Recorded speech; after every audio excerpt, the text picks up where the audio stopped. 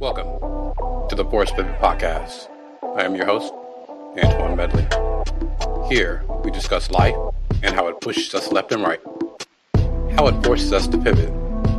In 2020, the world tilted, and each day, it remains a place of uncertainty. How do you deal with those changes? No life is lived in a straight line, so we must learn to overcome it all. Our new episode starts now.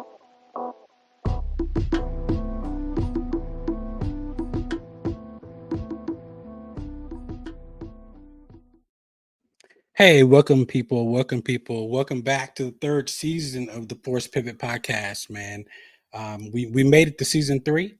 I know we've been gone for a little while, but just had a lot of things going on, and life settled down a bit, and actually life is getting back to normal a bit. So, which is really really good. So I mean, I feel like I felt, back before 2020. Life is kind of back to regular. People doing what they need to do, people doing some of the things they want to do, which is a really really good thing. But I want to welcome you guys again to season 3, episode 1. I know for me, life's been sort of crazy last year.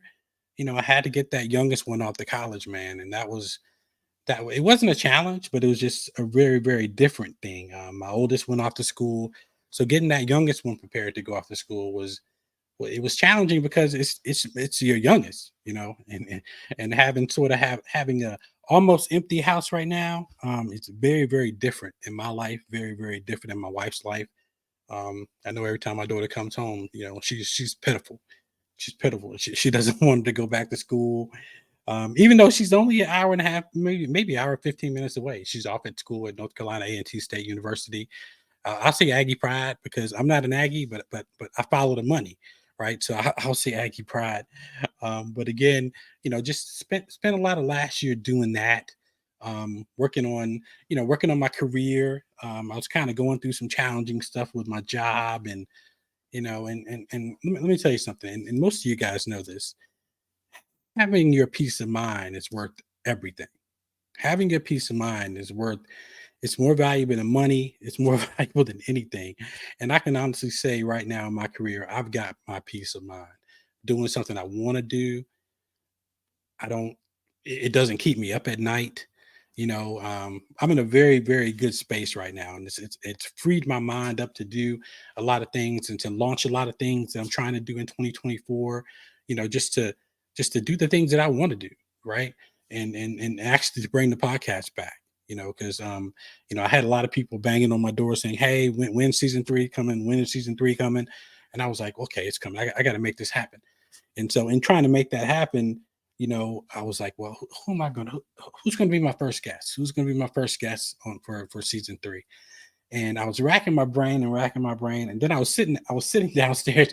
My wife and I, we let me tell y'all this, which hopefully a lot of couples have gone through this, and my wife and I talk about this a lot, how this pandemic, it either proved really good relationships or it proved out not so good relationships, because you had to spend so much time with your spouse. And I'm really wondering what the divorce rate is through the pandemic. Did it increase? Did it lower? Is it the same?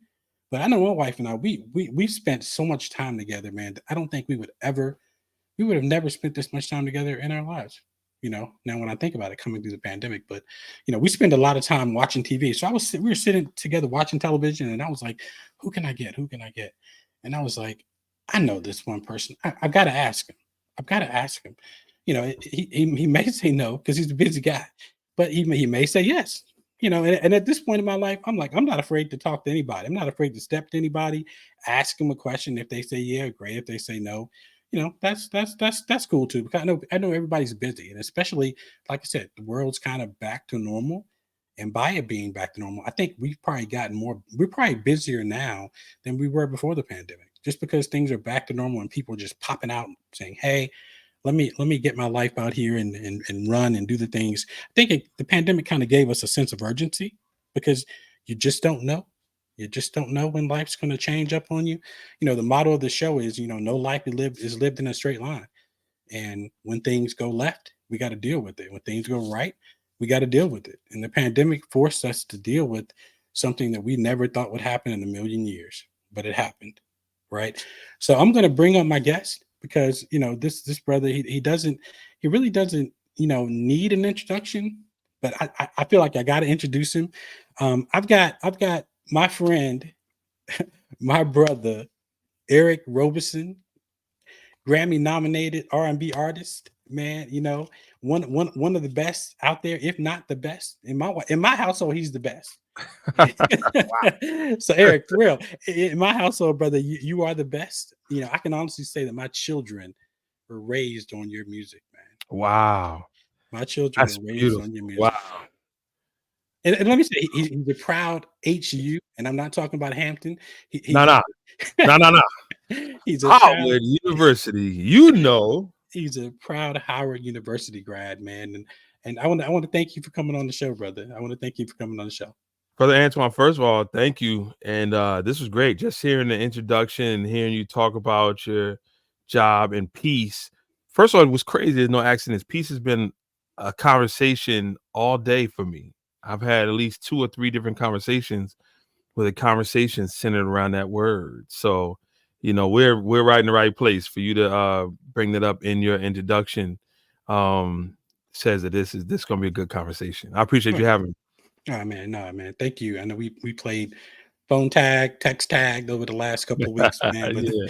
but we finally got on. So one of the things I know for me, I tripped into your music way back on when I first got my first XM radio, and it was on. Mm. They had a channel called the Flow. I don't know if you remember that way The back in the flow is day. back. It's actually back Oh, now. Yep. I remember the flow. I'm Yeah. gonna have to go look for that. But my wife and I were driving down the road, and this song came on, and we were like, "Who is this guy?" And it was a song, "Past Paradise," Oh, wow. Okay. classic, Okay. Yeah. classic. And from that point on, man, we've been fans. And like I said, my daughters were raised on your music. My daughter that just graduated, well, she's a freshman in school now. She told me she was at a friend's graduation party, and the mom and dad were playing all of this neo soul music, and she was just singing along to all of the artists, and she was singing along to your songs that came on, and the mom was like, "Clark, what do you know about this?" And she's like, Oh. I was raised on this." This is my kind of music. It's our kind of Yeah, I music. love it. I love it. I appreciate it. Thank you for sharing. I mean, I wouldn't have the fan base I have now if not for people like yourself who not only raised their kids on it, but passed it on and shared it. It was one thing that you come to my show, but when you returned, you brought a friend. And then Mhm. that friend, it was a natural thing. So I was able to really enjoy a growth through all the years, especially from people like yourself who really, invested a great deal into what we were doing artistically. So I appreciate that. That's fun. Oh no, no, no, man! Like I said, when you find a good artist, it's hard to it's hard to move away from them. I mean, No, I it's a agree. bunch out there, and I know a lot of your music, man. And I tell my friends, I mean, a lot of your music, it explains how I feel about my wife. It, Mm. it, it explains how I feel about my children and about my family. And it's really crazy. It's real crazy, man. Oh. Because some of the songs that you have, and then when the new songs come out, it's just like, damn. I mean, was he in my head? you know? uh, well, I'm in my head, and it just shows that we have a lot of things in common. And I think most brothers that are trying to do right, keep their marriage spiced up and alive, or find that right person, I think going through very similar things. And I've always been very open and transparent, and I pay attention too. I mean, I'm one of the things in my main job now is to try to find things in my life that take my breath away, Hmm. and then try to put it into music in hopes that it will, transform in another way. So, I'm constantly witnessing hurt. I'm constantly witnessing people fall in love, as well as, I try to fall in love every single day, over and over again with my amazing wife, my kids, with my opportunities I have. So just constantly trying to write about it, might write about it tonight. You never know. You got me. I turned the equipment on. You never know what might happen when you turn the equipment on.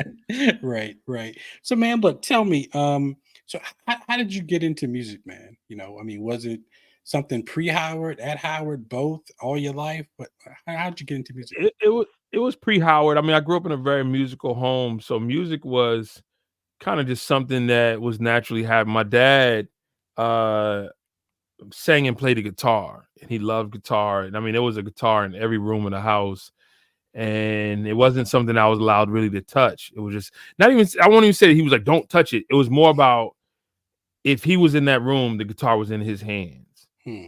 So it was like that's just naturally what he did. But really, I will tell you what probably really started it was my sister. I have an older sister who was the one who was really putting the arts, and I, being a little brother, had to go to her piano lessons, had to go to her theater practice, her dance recitals. You know, I was just sitting in all of it. And my sister was the one who actually played in a band. She had a band growing up. Oh wow. And I think I would go to band rehearsal. I would go to the battle of the bands. So it just kind of rubbed off on me. But as a kid, I was singing early in church, sang my first song in church at age 5. But I don't think it was anything where I was like, oh, I'm doing anything any more special than the person next to me. It wasn't until, probably my junior, senior year that I was really starting to write songs. My parents bought me a sequencer keyboard called an Esonic. I think it was like a SQ something, where I was able to like lay a drum pad down and then lay some keys down and click another sound and play a bass line and kick another.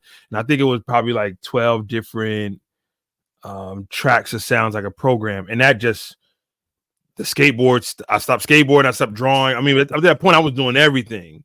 And then I brought that keyboard to Howard, and it was probably like, that was the game changer. Like, Cat seeing me walk in to the freshman dorm with that keyboard was kind of like, what you doing with that? It was like, and it was not only like, and God bless my parents, that keyboard was so advanced for the time that it turned my dorm into like this studio. That my freshman dorm, I had 2 or 3 people in my dorm the whole freshman year. I'm talking about when I went to sleep, I would wake up and I would hear this sound. Wow. And what it would be is somebody with headphones playing the keyboard. The keyboard never turned off. But it built these friendships, built these alliances, and that, like, cats I still do music with to this day. It's I'm friends with to this day, that we built from that keyboard, walking in, and just really made me commit to songwriting. And I think by the time I got to Howard was when I really had a chance to really measure myself next to somebody. Like, how good can I sing, or how good can I write? Because I grew up just with my dad and his singing buddies. They were giants, these big voices, and I couldn't even match myself to that. I was like, I didn't understand like even how to compete with these big voices. Not even saying when I got to Howard I was the best, but it just let me see what I had to work on, and there was a heavy level of commitment, from that point on. I've heard that there was a lot of talent at Howard, right? Oh, it was. It's crazy. I actually majored in musical theater, and there was so much talent in fine arts. But the crazy thing is, I remember there was this girl. I wish I knew her name now. This beautiful young lady. She was always in sweats, always bouncing a basketball. I don't even know if she was on a basketball team or not. But she was like an English major or something. And every time she walked past fine arts, we would stop her and have her sing for us. And she had this most beautiful voice. And I just remember so many non-fine art people who could write songs and circles around us, could sing circles around. They were science majors and political science and electrical engineering majors. And they were just like, but because we did music, when we would go back to the dorms or go to save up money to go to the studio, we all would go in there and make some great work. And that was really the start of it. So it was great. And plus, I mean, let's keep 100. You're walking down hallways that Donny Hathaway and Roberta Flack walked down. Right. And there's a level of like, you realize there's something special on this yard. My English teacher was Donny Hathaway's English teacher. You know what I mean? Wow. So it's like, when you have that, you're like, I didn't learn any English in that class. I was like, okay, this is now Donny Hathaway 101. Like, Right. How was he as a student? What was his grade? I would just constantly pick their brain. But there's a history, and I think that's still going on, there now. When I go back to visit, I see that there's something special. You can feel the energy. And I would say that's with most schools, especially most HBCU schools, that there's Mhm. some really amazing stuff happening in the dome. I wish I was a fly on the wall while Erica Badu was at Grambling State. Could you imagine? Like, Yeah, yeah. amazing. You know what I'm saying? That So was probably crazy. That was yeah. probably So I crazy. mean, I think we were doing something special, and I'm sure no hate on Hampton or Alcorn State or Florida A&M or whatever. Like, I'm sure some amazing stuff has happened there, but I was blessed to experience what was happening at Howard. Okay, okay, yeah. Because I know my daughter. Again, she's at A&T right now, and Hmm. she's drinking all the Kool-Aid. I mean, she's Yeah, Aggie through and through. I love it.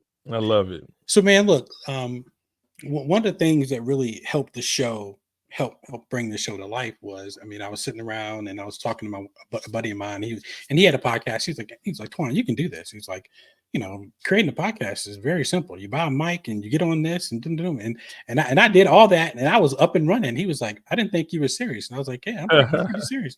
But it kind of hits back to, like I said, 2020, man, 2020. The world changed, and I remember the day that everything started shutting down, and Yeah. it was terrifying. So where were you when the world just kind of you know stopped? Well, it happened on different levels. First, I do this cruise called the Capital Jazz Cruise, and we were out in January. So this is probably, a month before it really Mhm. happened. But what I will tell you is that there were people getting sick on the boat. Mm, And in the middle of the night, they pulled up. We were performing these late night shows. So I was up to 3 o'clock and 4 o'clock in the morning some nights. And we stopped on a night we weren't supposed to stop. And they pulled up and they let some people off. And a good friend of mine named Kevin Prince, percussionist, was on the boat. And he got really sick on the boat, like near death sick. And I remember being really concerned. And he was in the hospital for a long time, barely survived it. And obviously, we didn't even know what COVID was at the time. Now looking back, he's almost positive it was COVID. There were two people I think that we knew on the boat who got really sick. But what I will tell you is that I was teaching at Berklee College of Music in Boston at the time, and Kobe Bryant had passed away mhm. that week. And I remember I flew to Boston, and the week before, so Kobe Bryant passed, and I taught a class, and I told them about pulling from natural sources in life. So I want you to take this pain, whether you're a sports fan or not. You see what's happening. This iconic figure has died in a horrific crash, and I want you to pull from that and write from that source of emptiness, pain that you're feeling, divorced from it or not, right? Whatever you pull from, and bring the songs back next week, and we'll dissect them and discuss it. And I had a student from China, and he came back, and all the kids were writing songs, and they were all great. But this one student, and he said, "I'm not a sports fan. I barely knew who Kobe Bryant was." And he said, "But something is happening in my country, Mm. and I'm losing my family. I wrote a song about that, and I want to play that." And he sat at the piano and he sang in his native language. And I want to say that I'm in tears. Wow. Everyone in the room is in tears. He's singing in tears. I couldn't understand a word he was saying, but I could see the feeling Great. of, I'm losing my grandmother. I'm losing my grandfather. My brother's sick. I might lose my father. Like, you could hear the weight of it. And within, I think probably 2 weeks later, they said, don't fly up. Hmm. Matter of fact, we're going to take the week off. We're gonna move maybe to virtual. My kids came home with laptops, and then I remember we had a show. I feel like it was in Indiana, and I was like, "Is this show happening?" It's like everything was canceling around this, but somehow this Indiana show was still happening. It's the day before the show, Right. and I remember I said, "Can I?" I remember I called Demo, and he's like, "I think it's still going." I'm like, "Can I speak to the promoter?" And they're like, "Well, they're at an event. And there's like 500 people at this event." and they pulled this woman out of this event. I remember the day it was yesterday, and she comes on and she's like, "It's happening. I guarantee you." She's like, "Everyone who would tell us it's not happening is at this party with us right now. The government officials are at this party." Because my worry was I'm flying my band out there, and then we're stuck out there. Like this airline shut down, who knows, whatever, right? Right. So I was just kind of like, my spidey sense was just on fire. I get off the phone with her, and I remember telling Demo, I was like, let's talk in the morning. Let's talk in the morning before we fly out. I was flying out later, but I was like, I gotta just pray about it and just talk to some more people. Just it doesn't feel right. Because I was probably 2 seconds saying, nah, we just not coming, because it just seemed it doesn't seem right. I wake up and Demo leaves me a message and he's already in Indiana. Like, what did we discuss? Like, wait, what happened? Like, when he talked to you, he was already on the way. Him and another band member, my boy Brett Baker was one of the band members, was both with him, and they're both already there. So I say, go to the airport and just try to get out of there. Cause I wake up with a bad feeling. I wake up and it's probably like, let's say it's 10, 11 o'clock now. I'm like, I don't care. Like, wake up. And as I'm telling them to go back to the airport, they get a phone call and it's canceled. The same woman who's like, I guarantee it's happening, is now calling. I don't know what happened, but it's canceled. I'm like, get to the airport and whatever. Like, you from Chicago, prove you from Chicago. Put that Chicago swag on that flight attendant or whoever's at the desk and get the next thing smoking. And they flew back home. Somehow they flew on standby. And it was just like, as if as fast as they landed, everything. I'm talking about show at the show. Boom, boom, boom, boom. You just we know we're pretty much booked about 6 months out. And I would say the first 3 months of shows got canceled in a blink. And then by the next month, the next 2 months was canceled, and it was like, wow. And initially, of course, we're thinking this, okay, how long? 3 months? You think this is crazy? My kids can be home for 3 months? Like, who knew that? Like, we'd be home for years? Yeah.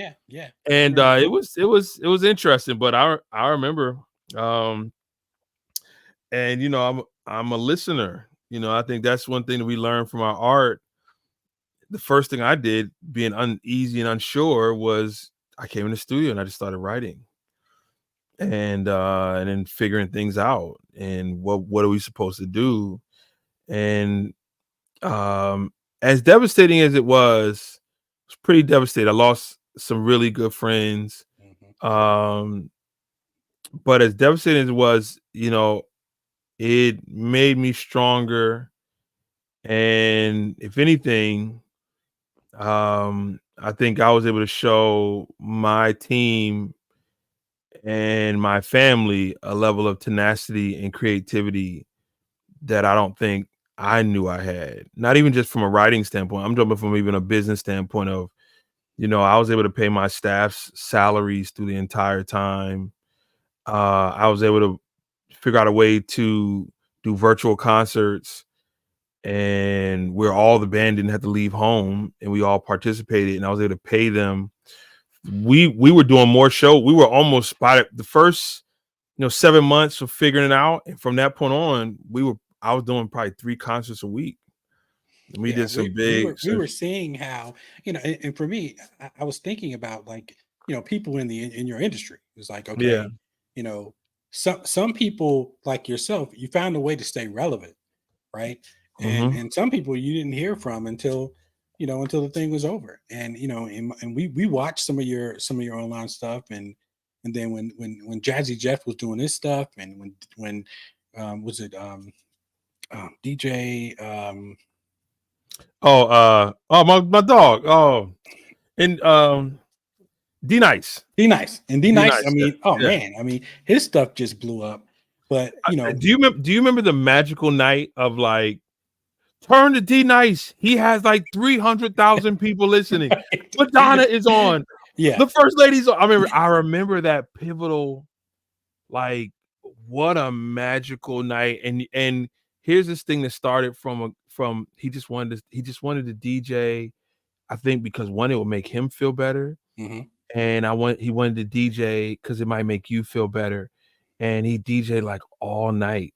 And they got back on and DJed all night again. And it just was this really organic, contagious, life-changing thing for him that he's clearly benefited from. He's now a superstar, one of the greatest, great heart, great people.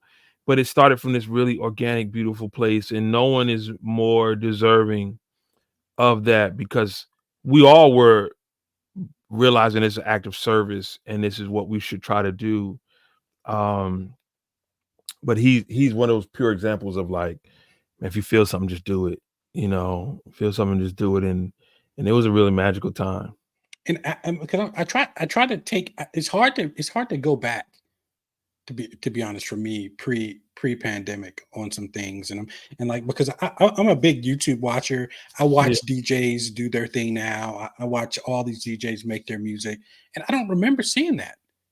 I don't remember seeing that prior to the pandemic. Well, no, because I mean, for the most part, people would go to parties, and D Nice has been, he's been a phenomenal photographer and of course a phenomenal DJ for all these years.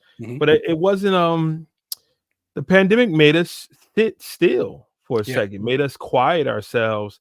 So people still needed a source of connection, and you had Clubhouse, you had all these different things that came out of the pandemic.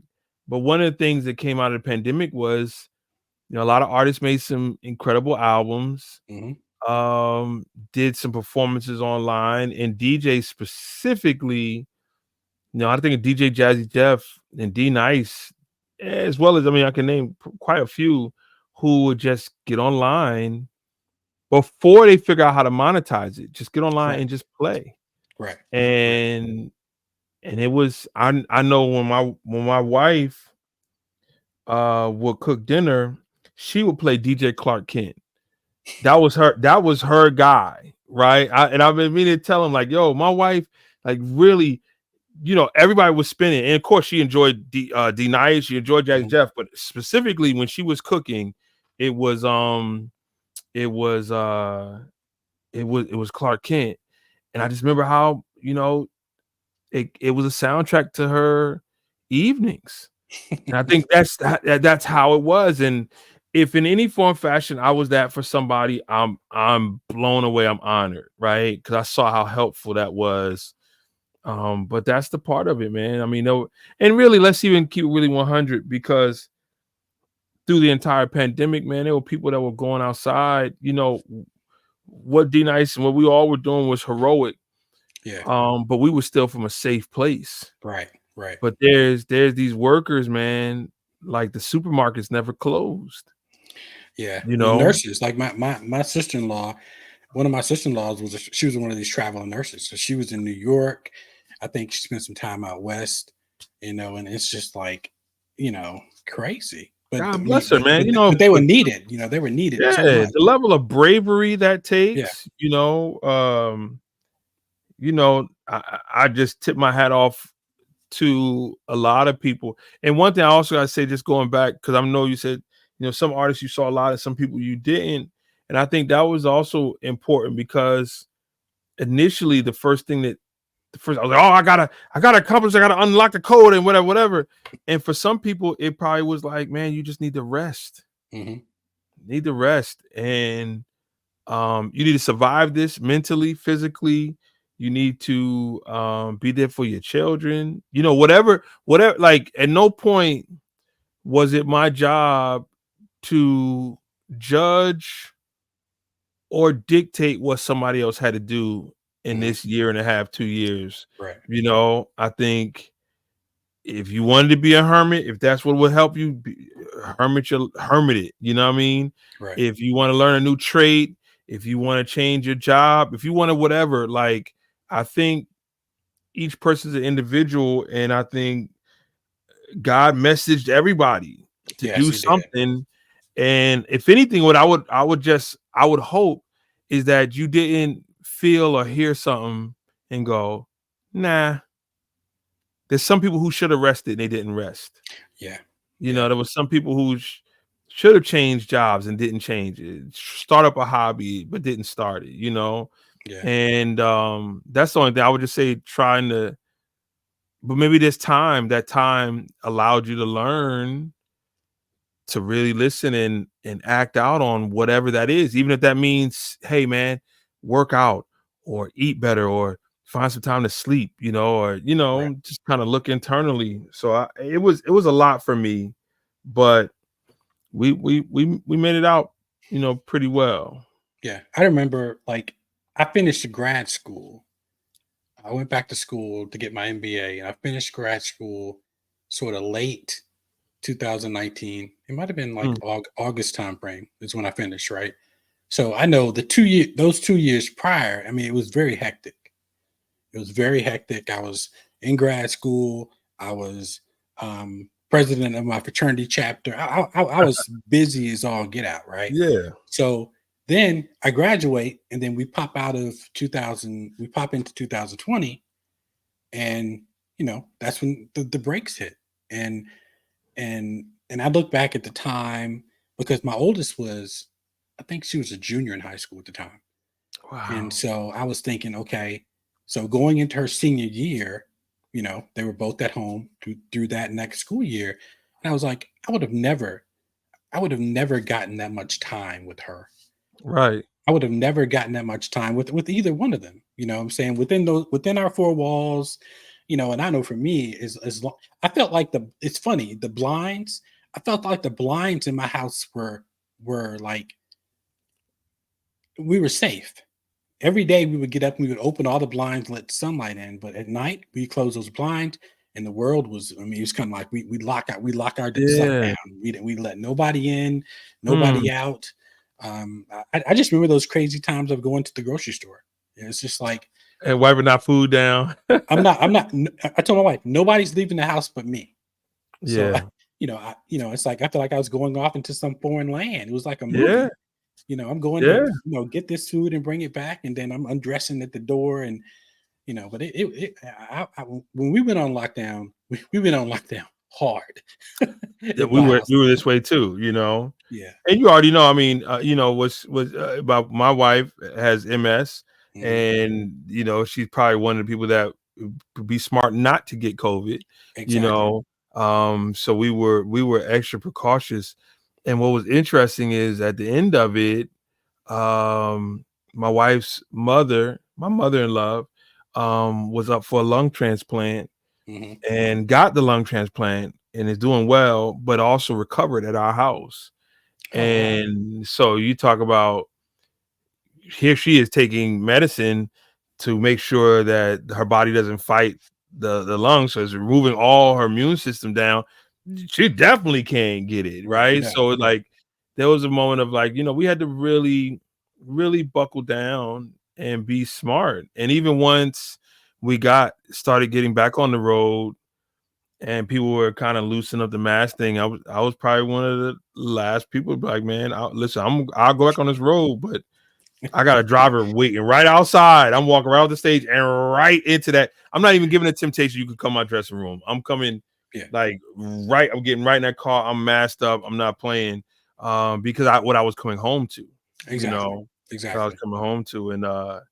And then it's crazy. Of course, we do some shows in Texas, and me and the whole band catch COVID. you know, and I remember it was Christmas. So the crazy thing was, I was fine. Me and the band, God bless us, we all were good. We were vaccinated. Everything was cool. But I had to watch my kids open Christmas gits through a window. Uh, I was yeah. out. Yeah. Yeah, I I was in feel the you basement because the whole yeah. you didn't want to. Nah, I wasn't Yeah. bringing that in the house. I So had to go to Chicago for work, and I had gone maybe a couple years into this thing, and hadn't caught it. Nobody in the house had mm, caught it, thank God. And I had to go to work in Chicago. I was in Chicago for about 4 days. Came home. I could feel that I had something oh, on the plane. I was like, really? something not right. But when I got my wife picked me up at the airport, and let me tell you something, man. She picked me. I didn't kiss her. I didn't hug her. You know, I had my face turned toward the window. We got home. Everybody, we all went to bed. I slept. I didn't face her, and I woke up the next morning. I had COVID, and about 2 3 days later, she had COVID. So, and I was so I locked myself in here up here. Yeah. And it was just like, this is me. Just leave my food at the top of the stairs, and we'll be good. But thankfully, neither one of my daughters have had it. Thank God.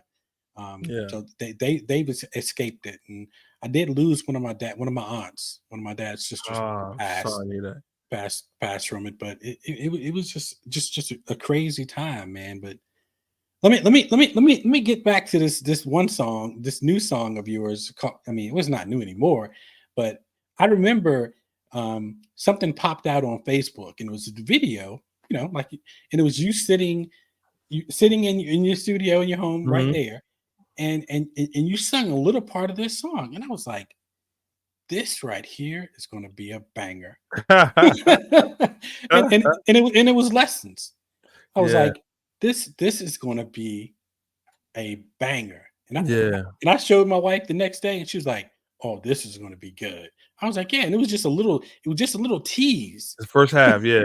Yeah, I did that little part and I went to bed. Had no idea what I like the tsunami that was about to follow right behind it, but I was writing a lot at that time, and yeah, and it's interesting, because now there's cameras all over the studio, Mhm, and I wanna say maybe the session before that song, I had set the cameras up. So the only difference between really all the stuff that I've been doing all this time was this was finally a cameras in front of me. And before I sang the song, I was like, let me just hit record up here. Let me click record. And something really special happened. And then I was like, well, let me just post before I go to bed. And I woke up the next morning like, what is this? This is crazy. And what's crazy? And mind you, lessons, life changing. I got to sing it for the rest of my life, and I'm fine with that, right? It's a song I right. have to sing for the rest of my life. Um, but we also were more prepared, because I will tell you that there were two times before during the pandemic when I did something and posted it and caused another, like, the first one, like early in the pandemic, I was sitting at the keyboard. I wrote this song called Tonight. And the hook was like, and if this is our last kiss, let it be such a kiss that the angels watching start to cry. And I remember I posted it, went to bed, and I woke up and there's like 1,500 comments. What is this? Is crazy. And instead of like, well, here's the song, like instead of like, if you love this song, Audacity, just keep repeating the song, keep talking about it. I was like, well, what about this song? I'm making all these songs. Here's an album. It was like by the time, and guess what, man? That attention is fleeting. That attention is very interesting. Hmm, And you have to be very mindful when attention shifts to you. It's almost like when the wind blows to you, do you pull the kite out, right? And I'm a weird artist. I'm like, well, I like that you're paying attention, but that's not what I planned. And it went away, and it went away. And hmm, I won't say that it was a song as strong as Lessons, but I would say that was a song that it was probably the first time during the pandemic where I saw, like, most things I was doing was getting 100 comments or 30 comments, and here I woke up one day and it's 1,000 comments. It was like, yo, this is crazy. I was like, that's interesting. And then probably when Chadwick Boseman passed, and that was hard news.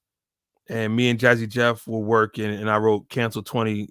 2020, and that was it's so heartfelt, man. I mean, I was crying. I remember had a really tough conversation with my dad, and my dad was crying, and I remember posting that song, and we personally pulled back to some degree because I didn't want to act like I was benefiting off of Yeah, somebody's yeah, death, yeah. right? But I remember Shaquille O'Neal DM me, Mhm, and it was like, people I didn't even know, like, was like, yo, what's up with this song? It was another one of the things where, like, the next day 1,000 people were like hitting us, and we naturally didn't feed it, right? We didn't feed it. And then I'm, just writing, and here's this song Lessons. And when everything shifted, it was like, I know what to do now. Let's build a level of content and just keep feeding it, and not even try to bring another song. Not saying, well, you like Lessons, how about blessings? You know, like, no, guess what? If you like this, let's stay on it. So the very next day, like after that, remember we'll see, I have a group called The Process, and there's people that follow me. It's a Patreon page, and people follow me online. So the first night I wrote that half a song. The very next day, I say, hey, I'm live streaming the rest. I'm gonna write the rest of the song in front of the Process members. Oh wow! Sign on, and we'll finish the song. And that was the next continuation. And my Patreon page grew from 500 people to like 2,000 people, just from the only way for you to get the song is go on Patreon to get it for the first, 3-4 months. And during that time of come here and get it, we're building content so that when we released it, here's the video, and here's the commercial, here's the whatever. I know my wife and I, we were looking for it. We're like, how do we get this? How can we listen to this in the car? Yeah. So I mean, and I think that was and in some ways, I really, there's some ways I kind of sometimes wish I just always kept it on Patreon, just always kept it private and just kept pulling people in. But I think it was probably the time once we released it and just the response that when we released it. And of course, then came the remix, like the audacity, I'm a writer, right? I write songs all the time. So I'm not one who, even though I would tell my students, I would tell a fellow artist, build a marketing plan, stay on task, and like, and really push. But I'm a person that chases a feeling, right? Mm-hmm. So for me to we worked that song for 1.5 years. And it's unheard of for me to do that, right? But yet, once it's a special song, it's a once in a lifetime song to write. And fellow artists, Raheem called me about it. I was talking to Kevin Ross about it. Talked to Anthony Hamilton about it. Hey man, let's do the remix. And cats sent their pieces in. At that point, we still weren't meeting up yet. And it's like, it's just stuff that really was coming together. So having the audacity to stay on task, man, just like keep working and keep feeding the attention. And it was a really special moment. I mean, the remix, I was like, what is going on? what? Because most you don't hear a lot of that. I mean, I know I don't. I don't know if I hear a lot of R&B singers do a remix, and then I'm thinking, okay, this song, you're gonna remix this song, and then and when it dropped, it was just like mind blowing all over again. And each one of them, I respect each one. All three of them are such incredible writers, and they all wrote from a different perspective. Mm-hmm. And they added. I'll tell you the really special thing though was that we when we shot the video, we all came together, and it's the first time we all been in the same room together, and things are kind of loose. Like we're still in the pandemic, so everybody's wearing a mask except for us when we're shooting, right? So we're like, but what I will tell you is that here's this thing that came organically, because it wasn't like I sought out any of them. It was just like who I spoke to in that period of time. It could have been Jaheim if I spoke to him. It could have been PJ Morton if I spoke. Whoever I was speaking to. These are the guys that I was talking to. So I remember when we were getting ready to shoot the video, we're like, all right, well, let's sing the parts, right? And naturally, without even preparing, each one of us took one of the harmony notes and we just sang it down without any rehearsal. And it just sounded like we've been rehearsing for years. But what was crazy was you have Anthony Hamilton, who's the lowest tone of us, right? Heavy baritone, low, full, thick voice, right? KC type, Teddy Pendergrass. He comes from that elk, right? And then I'm probably right above him. I'm probably the low baritone, high tenor area, right? By no means I go as high as Raheem and Kevin.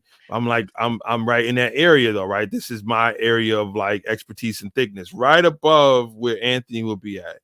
And then here's Raheem, who's probably very similar to me, but also has this like really high falsetto. And then you have Kevin Ross, who's like, he's singing up in the Raptors. He's way, that's the young boy, right? He's a young Kobe, just trying to dunk on everybody. So it's like, it matched perfectly. It's like, wow, like each one. So Kevin took the top note, Raheem took the note right there, I took the note right there, and then Anthony anchored it. And it was like that was without any thinking. That was not any plan. It wasn't even like, well, let me get Anthony because it's like but that's how God works, man. A lot of times you look back and go like, oh, I tried to plan this. He's like, no, I got it. I already put it together. And Yeah, it's so like that was just that was an unexpected pivot that was just yeah. laying there in front of you. I mean, just following through, and even like once again, like even Kevin, who I knew, I heard of his music. So Kevin was working with a young lady, Anshia, who works with me, and she said she was trying to get us together because he just wanted to have a conversation. He wanted to pick my brain about a couple of things. So like, yeah, no problem. Yeah, he can pick my brain anytime he wants to talk. Let me know. And while we were talking, that's when it's like, yo, we know we're doing this remix, man. You want to get down, like, and it was just as simple as that. It's like, sometimes like don't overthink it. I my things have went better when I let go of the wheel. Yeah. I got this crazy imagination. I'm writing songs all the time. So yeah, more the times than not, I'm getting in the way of it. I'm getting in the way of it. But every once in a while, I kind of let go of the wheel and kind of allow God to guide the steps, and it's been rewarding every time. Yeah, I feel you. I definitely feel you there. Because I know sometimes it's like, sometimes you don't know when to take the wheel and you don't know when to let it go. Um, but I agree, letting it go sometimes, like with this whole job situation I just had, like at the end of the year, it was, this job was stressing me out Hmm. to the point where I was losing sleep. I couldn't sleep at night. I was up. I hated going to work. Even though I was working at home, I hated to come up to my desk in my office to work. Wow. And it was horrible. And I didn't know a way out. It's like, and so I kind of, in my mind, I kind of let go to say, the only way I can get out of here is he's going to have to do it. Hmm. And let me tell you something. Beginning of the year, he did it. Wow. And I give all the credit to him. It wasn't anything that I did. It was just like, okay, I see you struggling, and you're praying, and you've come to realize that in order for you to get out of this, it's going to take me, and I can see that you realize that. Hmm. He went "Boop," just like that. So did you get let go from the job, or did you leave, or did you change positions? I got a new role. I got a new role with the new company. Wow. And Wow. just plucked me right out of the midst of the chaos. That's how it happens. But I will tell you what's interesting is because I think, surely we don't know when to take the wheel or when to let go of it, right? But I do say that it go back to this listening thing I always talk about. But it's like my new thing now is like really trying to make sure I'm in tune. Mhm. So here we are in the studio, right? This is the key of C, right? So it's like if I know the songs in the key of G, I can't play in the key of C because it won't Mhm. work. Mhm. Or it'll be weird. It'll feel weird, right? And the same way that you were struggling to go in the office and turn the computer on and lock in, is because something was out of tune, Yeah. you It know. was. And that's the thing that we have to notice. Like when I'm at a point now, which is amazing. Like a lot of times I talked about peace several times today. Mhm. And the Mhm. first thing that you talked about was peace. Is those the kind of things I tell you, the reminders when you're in tune. And a lot of times I'm out of tune. So I'm not sitting there saying, oh, I'm in tune with that, but I constantly am trying to be on base. And I realize when the moments I go, I'm paying attention, God, I got it. Yeah. Like Yeah. so what key is the day in? What Right. key is my wife in? What key is my kid or my kids in? And when you wonder when things are clashing or not linking up, it's the time to say, either turn the wheel a little bit, readjust the key that you in, or let go of it and like stop trying to change the key and just like live in where it's at. And I think that has been really, really helpful to me, you know. Yeah. Um, because man, if you like just study nature, man, not even go too crazy, but like if you just look outside, man, like how did the squirrels know when to collect the nuts, Right. or the bees to know when to go to what flowers, or the bears to know when to hibernate? Like, how did you figure that out? Like, is it a natural course, or the trees to know when they should shed? And it's like there's a natural course that they're allowed to guide themselves through because they don't have as many options as we do, Yeah. right? Distractions, right? Or distractions, choices, abilities, right? So all Right. these things, and we get in the way so much of just the natural course. And I Yeah. think, yeah, hey, not saying to go live in the wilderness. I'm not saying that, but I'm just saying more like in the steps that you're taking, you're at the job you're supposed to be at.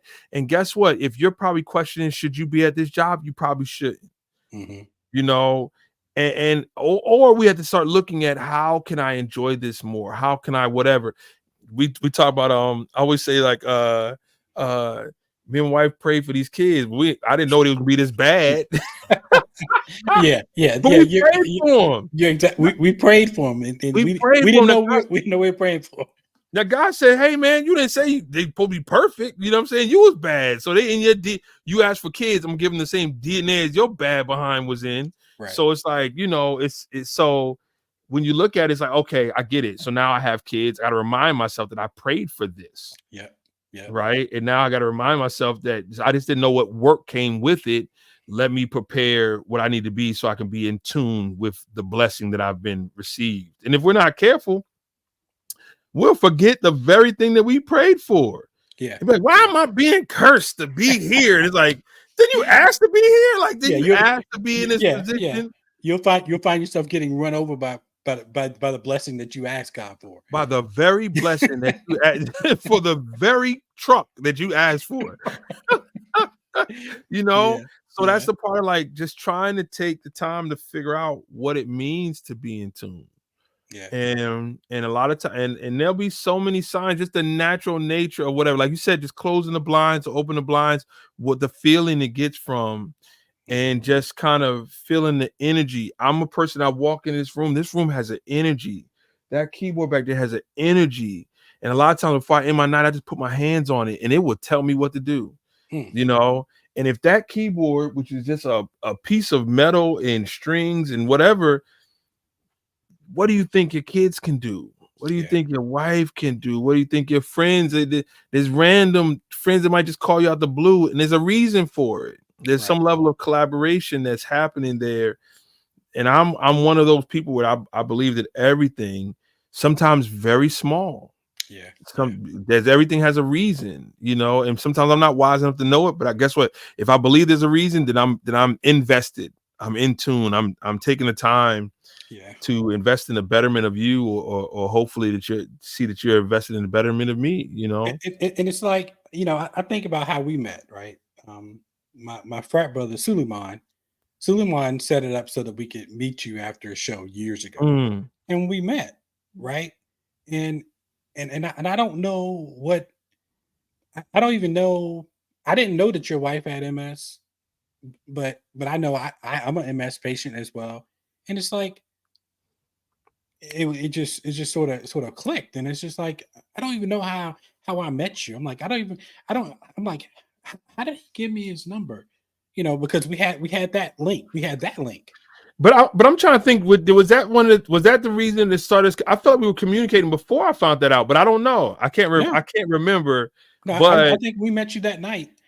I don't even know how it came up. I don't know if your wife was at the mm, show or whatever, but I'm happy. I'm happy that we able to link up, man. And yeah, there are no accidents, man. There yeah, are no accidents. Yeah, and I hope that through the years, and I think one of the reasons why we kept in touch was to hopefully just be a line of encouragement, because my wife needs to hear mhm, that here's another person that is going through what you're going through, and they're doing well. They had a bad yeah, day, or they changed their medicine, and this and that, this and that. So that we're just not on an island figuring this out, and vice versa. It's like yeah. that's the overall goal, is to somehow build a community. You And that know, that's what I've done here recently. I created a pretty much a support group for African American men with MS great. because that's rare. It's rare Yeah. for us to have it. So I know when I got my diagnosis, it's like I didn't know where to go. I had Mm. nobody. Only person I had to talk to was a friend of mine, and she was out in Chicago, and I called her, and she was the one who sort of kept me sane, through it all, because I didn't know a single black man that had it. Wow. But Yeah. now, with my support group, I've got it's probably about seven or eight of us. And Yeah. so, we get on calls and we talk through, and we have some people who have just been diagnosed. So we kind of keep them upbeat, let them know this was my path. Your Yeah. path will probably be extremely different, but just to keep each other encouraged, because it's just like we're kind of like, white buffalo. It's like Right. Well, I'll tell you what's also amazing, man, is that I just pray that every possible illness has the advancements in medicine oh yeah, that MS has had over the recent years. And mind you, they got a long way to go, right? yeah, So, yeah, and at the same time, the medicine for progressive MS has not advanced to the level. That's the part we got to really focus on. yeah, yeah, But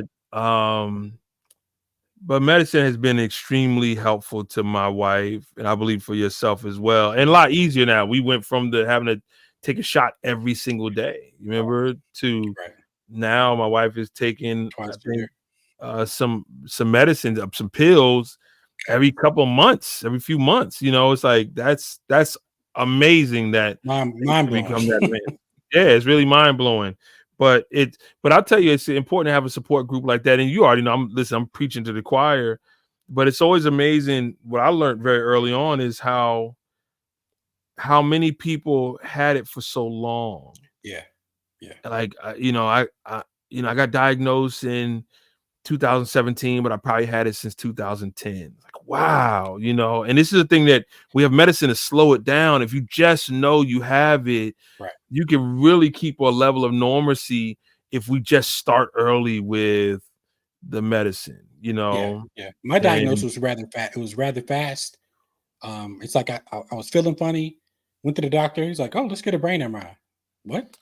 it's great. And it was just like, probably within 2 weeks. And then my MRIs came back, and it kind of gave it to me. But Yeah. that was just a pivot, man. And I took it in stride, because I knew, I knew what I was doing prior to the diagnosis, and I sort of took it as a challenge. I Hmm. said God is challenging me. I said God is Yeah. asking me, Antoine, are you who you say you are? Hmm. And I said, okay. So it's like, yeah, I am. So I had a pity party one You night, deserve bro. it. Yep. And then after that, I was like, I'm the way I live my life right now is I do I'm gonna do while I can do. Right.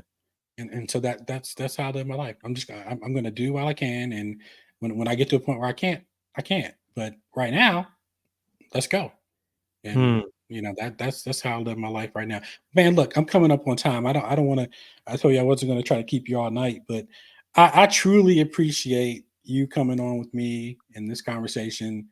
Um, No, listen, it's an honor, brother. I already know, man. We've had some great conversations, so might as well document one of them. true, true, true. But Uh, I appreciate you, man. I hope your family's doing well. I hope your wife's doing well, and yeah, everybody in your sphere, brother. I hope everybody's well. they're well and they continue to do well. Well, listen, I continue to I just wish you the level of peace that you talking about, man. Oh yeah. Continue that path. And that's a beautiful thing, man. And congratulations. Now you said almost empty nesters. So I'm trying to understand because they're both out, but they're like out but one foot back in. The youngest is on campus in Yeah, Greensboro. The oldest is in cosmetology school locally, but she's I still love home. it. I get it. Okay. So, Okay. so she's still here, still here with us, but she's 21, so she's kind of her own adult. Yeah. She's Like figuring it the other night, right? We're like, we're going to the Eric Roberson show. She's like, no, nobody asked me if I wanted to go. I'm out. like, you're 21, you're doing your own thing. When we plan stuff, I don't even think about you, because Oh, I love it. I you're love it. 21. I So I told love her, I it. was like, well, next time we get to a show, we'll have to take her. Yeah, you can't listen. You can't raise them on the music and then all of a sudden exclude them from it, from the experience. But no, Yeah.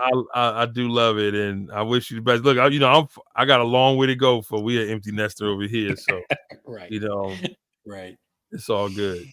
Well, man, look, I'm gonna let you run. Again, I appreciate you, and I'll let you know. I'll let you know when things drop, and keep you posted on the show and how everything else is going. Yeah, man. Look, anytime you want to do part 2, you let me know. But this is great. All right, man. I appreciate you. No doubt, man. Peace. All right, see you. Hey, man. Look, that was an awesome conversation. Again, if you don't know, and he does this at all his shows, he act like people don't know who he is, but trust me, everybody knows who you are. Go check out his music. Go to his website. You can look at. I've got it on the details of the podcast. I've got a link where you can get to his webpage. Go check out his music. Go find him on Apple Music. Listen to it. It's not going to take you long to fall in love with it. Okay, it's not going to take you long at all. But again, thank you for checking us out. Season 1, episode 1 is in the books. I appreciate you guys for checking us out. Go ahead and subscribe, so when new shows drop, you'll be the first to know. My funnel is full with guests that are going to bring some great stories about, pivots in their lives. And again, I sort of take this back to the pandemic because I think everybody has a story around this thing, and it's something that shook the world. And I don't think I'll have any issues with people telling us where they were when the world decided to change. So, thanks for listening to us tonight. And I look forward to, bringing another show. Thanks for joining the Forced Pivot podcast. Be sure to like the show and subscribe. When new episodes drop, you'll be the first to know. You can find us on all podcast platforms. Follow us on social media at The Forced Pivot. We'll be back soon with another awesome guest.